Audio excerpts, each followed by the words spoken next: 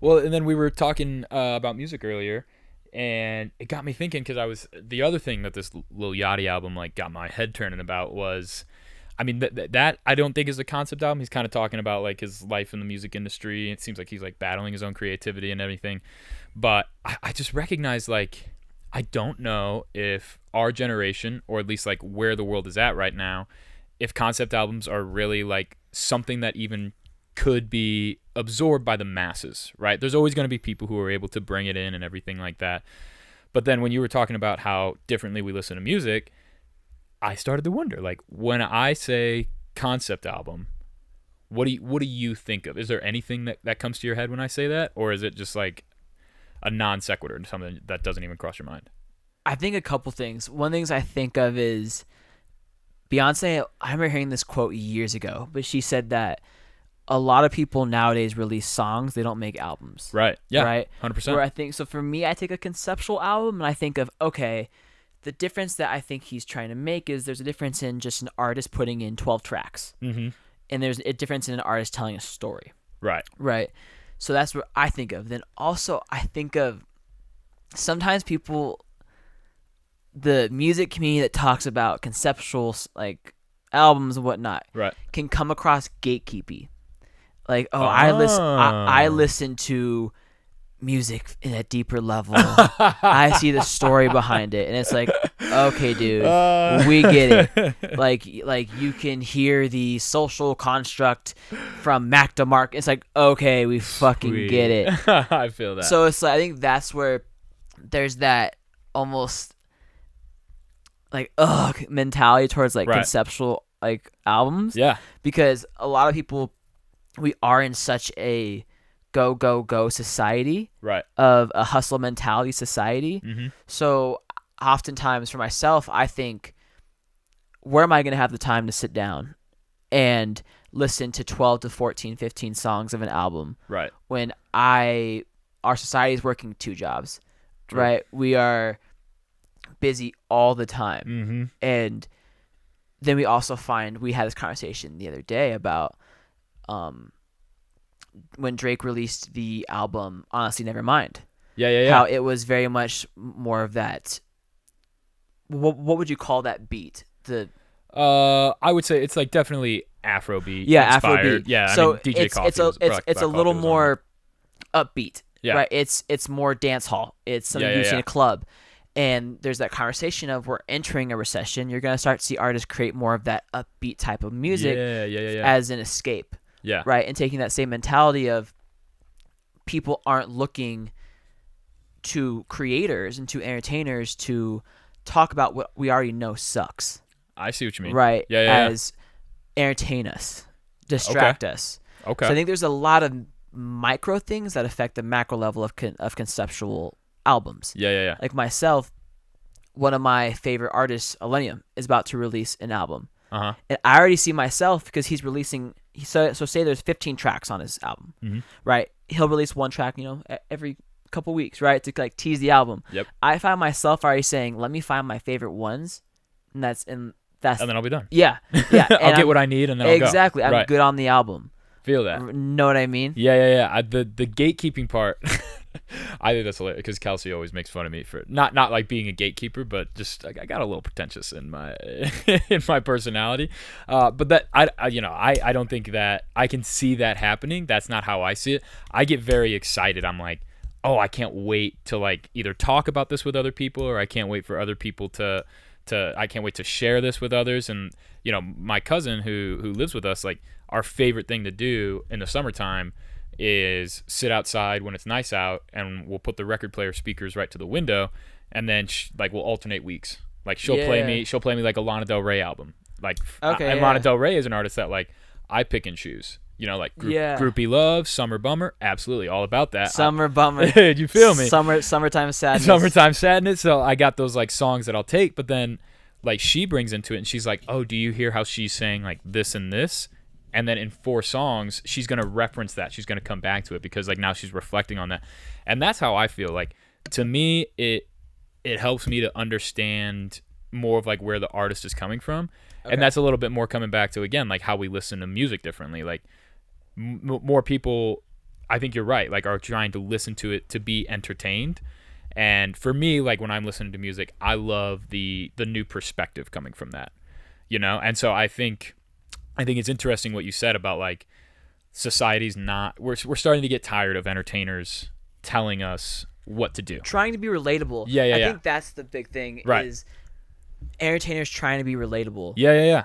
You know, where how can you relate to a middle class, upper middle class, lower middle class struggle when you're part of the elite? Right. You know, a lot of our generation is being taught to hate the elites. Yeah. You know, so it's like you're talking about this struggle, and it's like you're not a part of this struggle. Drake, you didn't start from the bottom, bro. You were on Degrassi. Yeah, like you're Aubrey Graham. Yeah, I mean, come on now. And I know I agree with you 100%. And I think that's where like a lot of the people are also starting to dig into that idea of like, okay, if you're trying to be relatable, and that's the target of this, we're gonna call you out for it. And that's the difference between maybe like a Billie Eilish, who people like really look at her and they're like, oh, well, her parents have like been in LA, they've been in the entertainment industry for like their whole lives. Whereas then you think about something like Kendrick with Good Kid, Mad City, and it's highly regarded as like one of the best albums of all time, but he came from Compton, you know? And so when he's talking about that feeling of like kind of, you know, wanting to, his initial reaction to the life that he's raised in is to sometimes partake in the things that like he knows he shouldn't be partaking in. Yeah. But then you get the voicemails from his mom and his dad, and they're talking about the dominoes, and you get that like feeling of like, oh yeah, this is just a kid. This is a good kid in a mad city. Like, okay, I understand that. I'm getting where he's coming from, but he has the authenticity behind it.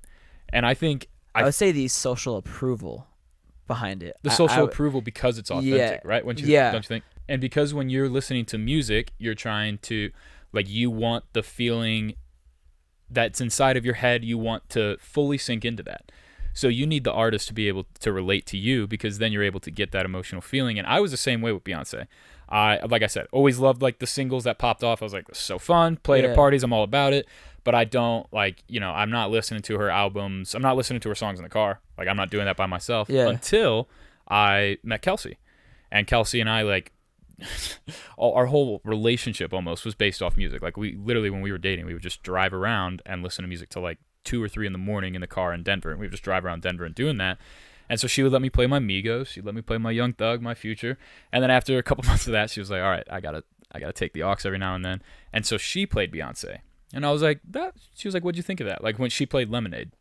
And I was like, yeah, that was good. I liked it. And Kelsey was like, do you understand like how much she's talking about the struggle of being a woman of color in America? And I was like, no, didn't get that at all. Obviously it came from like the whole Jay-Z and everything like that, but she turned it into that conceptual idea of like, this is the struggle I'm going through. And so Kelsey was like, I can relate to that. And that's when I realized, again, coming back to our differences in music, like the reason why I love concept albums, one, like you said, like our life is so go, go, go, got 2 jobs, working, grinding, trying to get through. So to me, music is the excuse. It's not even an excuse. It's the reason to stop. Every Friday, my body wakes me up at 2 a.m. because it's like, you're going to be a little more tired for your workday, but from 2 to 4 a.m., all the new music that just dropped, you can smoke a little weed and listen to this, and you're deciding like, is this the most productive and efficient thing for me to do to keep my life afloat? No, but life is about these moments of bliss, and joy, and happiness, and everything else that we're doing is trying to get from one of those feelings to the next. Everything in between is very necessary. We try to find that beauty where we can, but so giving myself that hour or 2 hours to stop and go like, yeah, I'm going to listen to music. And then the further part, the reason why I love concept albums is because I love the perspective. And like, I love trying to understand what is going on in the artist's brain. Like Frank Ocean's Blonde, to me, like, is one of the most beautiful things ever, because you can clearly see him like coming of age, having the desire to have luxury items, singing about Nikes. First vocal that you hear on the album is his voice pitched up really high. To me, I hear him like being a kid, looking through his BMW and his luxury brand magazines, and like he's like, I want to get there. The album kind of reaches this crux in the middle on Nights, where everybody knows like the infamous beat switch, and obviously it's like halfway through the album exactly an hour long album. That beat switch happens at exactly 30 minutes. So to me, I hear that as like, oh, Frank Ocean's telling us, hey, this is when I realized I had made it. Everything else following this album is me looking back and kind of reflecting on how much I had desired this life, until you get to the song White Ferrari, where he's like, oh, maybe I should just leave it all behind and just get 2 kids in a swimming pool. Like, I wanted all this luxury stuff. I wanted the fame. I wanted the money. Now I have it. And I look back and I'm like, I kind of just want the simple things again. I kind of just want 2 kids in a swimming pool. So to me, when I find myself really having that strong desire of like, man, I just want to get there. I just want to get there. I just want life to be easy. I just want the nice cars. I want the nice things. Every single time I do that, I think, all right, well, let me go into Frank's perspective. There's no way for me to have that perspective of what it's like to have a lot of money. You know, I've always been fine, but never had that. So his ability to give me that perspective helps me to go like, all right, I'm not going to have a desire for things, because he's told me he has the things. And even after he had them, really what he still was longing for was connection, was love, was an acceptance of himself. So then I'm able to take myself out of that kind of surface level desire and switch it back into, oh, that's not what I should be chasing. What do I have to do to bring that love into myself? Because Frank slaved over creating this album so that we would understand that the fame and the money isn't what it's going to be. And to me, that's the beauty of concept albums. Does that make sense? Yeah. And I get that, but at the same time, I honestly just think like, just because that's Frank's experience doesn't mean it has to be yours, or like his perspective doesn't have to be yours. Like, there's plenty of artists out there who they love the money, they love the fame, right? And it's like, you should not want these things because Frank told you not to want them, or like you should not like, oh, I'm not gonna focus on this because Frank says he has them all, and now he realizes it's not worth it. Like, come to that term on your own accord.